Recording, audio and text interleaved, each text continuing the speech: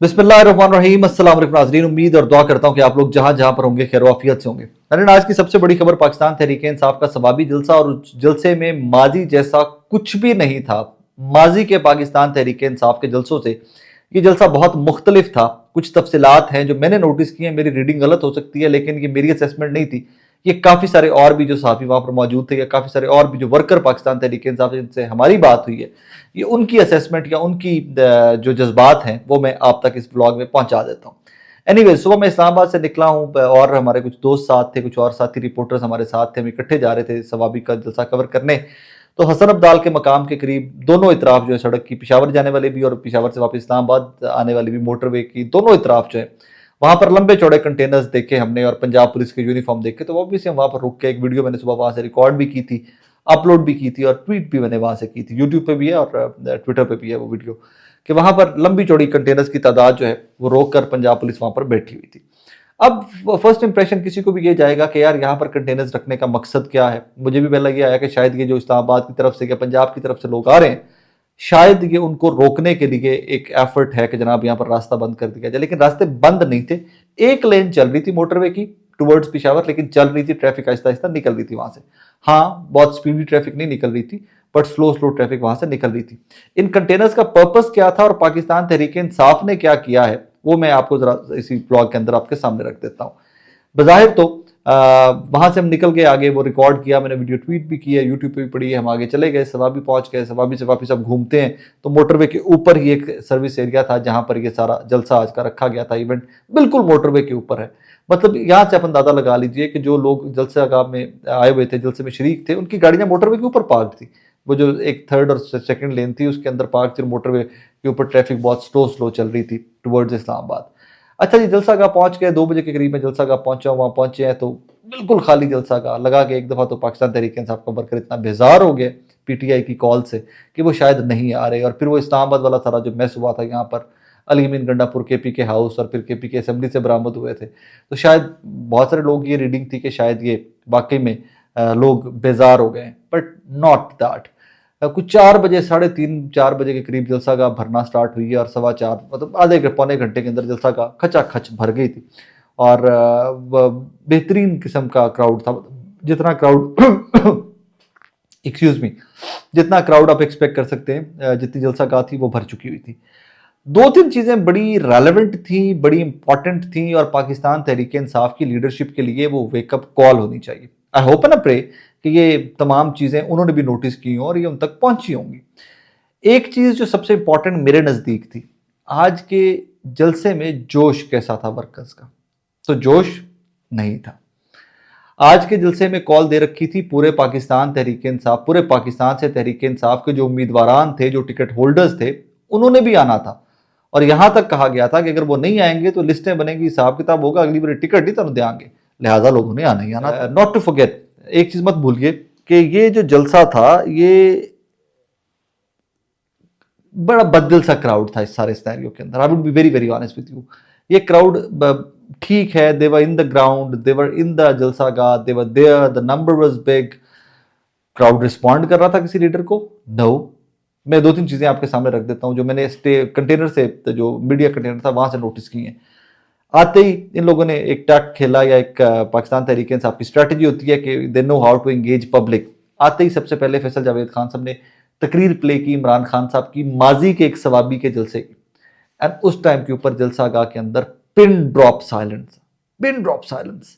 सबके सब वो स्क्रीन जो पीछे लगी हुई थी स्टेज के, बड़ी स्क्रीन, उसकी तरफ मतवज्जे थे और इमरान खान साहब की स्पीच सुन रहे थे। माजी की स्पीच थी, the man is behind the बाज राइट नाउ। एक माजी की स्पीच थी और तमाम लोग वहां पर वो देख रहे थे स्पीच को, बड़े गौर से इमरान खान साहब का लफ्ज लफ्ज सुन रहे थे।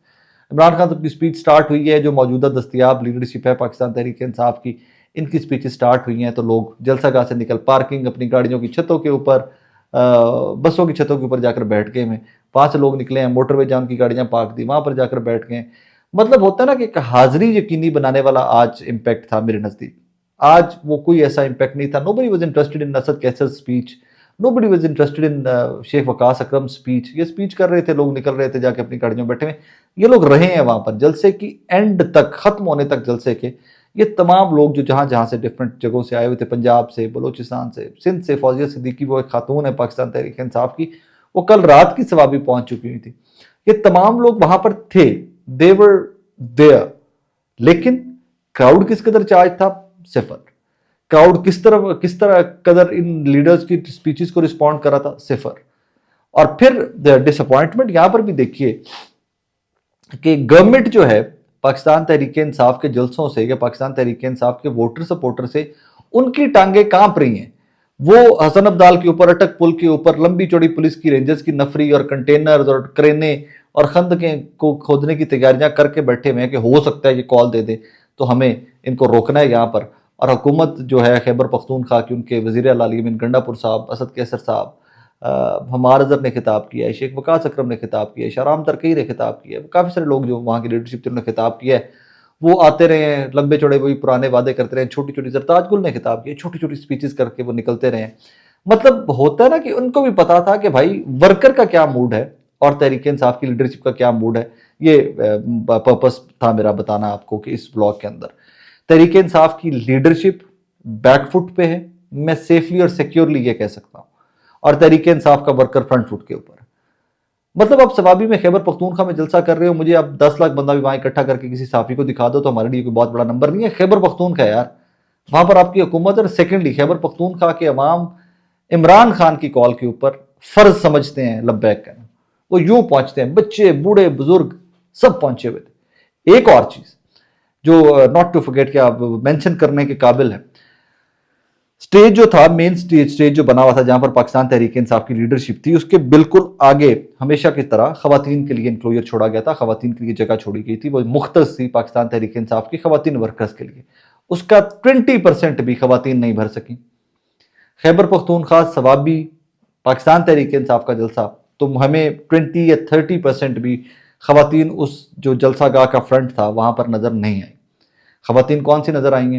वो कमल शोजब साहिबा थी, उनके साथ जो टिकट होल्डर थी या माजी की थी, और जो अभी रिजर्व सीट्स के लिए लोग थे, वो तमाम खवातीन थी जो वहां पर नजर आएंगे। सो बहुत ज़्यादा लंबी चौड़ी तादाद खवातीन की भी इस जलसे में नजर नहीं आई। मैं बार बार कह रहा हूँ एक चीज़ कि अगर आप मेरे से ये पूछें कि नंबर था, नंबर बस दे, लोग आए हैं इस कॉल के ऊपर, वो पता नहीं उस धमकी से आए कि दोबारा टिकट मिलेगा कि नहीं मिलेगा, मुझे नहीं पता, या वो इस चीज़ के ऊपर आए हैं कि हम इमरान खान के कहने के ऊपर तो आ गए में, लेकिन we are not interested in this leadership, हम आपको सुनने में कोई बहुत ज़्यादा इंटरेस्टेड नहीं है। इवेंचुअली फिर वही कि अली अमीन गंडापुर साहब ने जाते जाते, क्योंकि जिन जिन लोगों से मेरी बात हुई है पाकिस्तान तहरीक इंसाफ के वर्कर, वो they want to march, they want to protest, they want to, मतलब जरा ये मूव करो इस्लामाबाद की तरफ, गवर्नमेंट को पता चले कोई हल ला हो। लेकिन पाकिस्तान तहरीक इंसाफ की लीडरशिप का जो मिजाज था, जो मूड था, आज भी दैट वाज वेरी प्लेन। होता है ना कोई कॉम्प्रोमाइज, वो जिस तरह बैरिस्टर सैफ ने कहा था कि हमारी कोई डील नहीं हुई इस्टेब्लिशमेंट से, अंडरस्टैंडिंग हुई हुई है।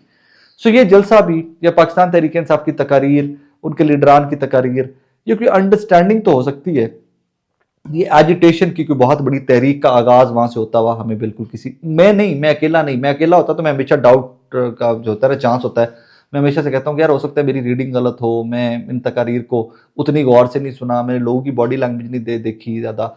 लेकिन मैं सारा टाइम आज रिकॉर्डिंग करने के बाद मैं ऊपर मीडिया कंटेनर के ऊपर चला गया था, मेरा पर्पस था लोगों की बॉडी लैंग्वेज रीड करना। सो मैं थ्रू आउट जितने लोग थे जलसागाह के अंदर उनको ऑब्जर्व करता रहा।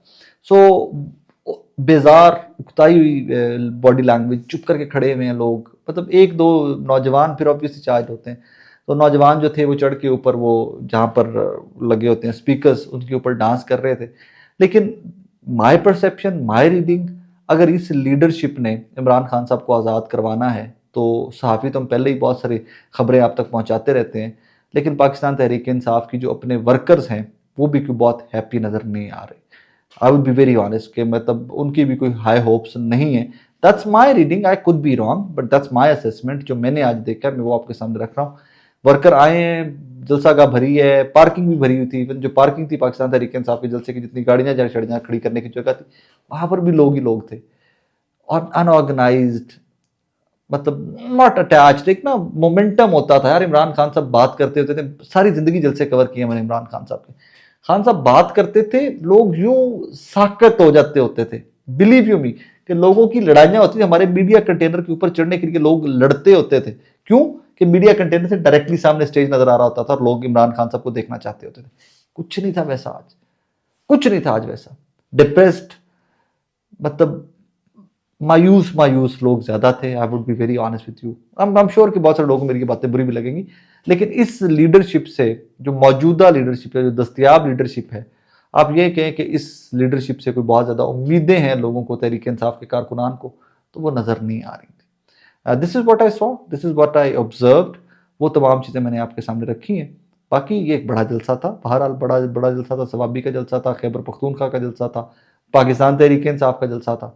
तो नंबर और वो सारी कहानियां जो मेरे नज़दीक वो इस जलसे के लिए रेलेवेंट थी।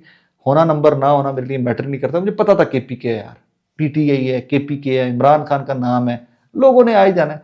ये इन्होंने इतना जोर लगाया कि जी पूरे पाकिस्तान से लोग इकट्ठे कर रहे हैं, वहां पे टिकट होल्डर्स को इकट्ठे कर रहे हैं, आप बंदे लेके आओ, आप बंदे लेके आओ। जरूरत ही नहीं थी यार। सिर्फ सवाबी का जलसा होता, सिर्फ सवाबी का जलसा होता, इमरान खान की कॉल थी, लोगों ने आ जाना था। सो ये बहरहाल जोर काफी लगाया तहरीक इंसाफ ने, but that is what I saw.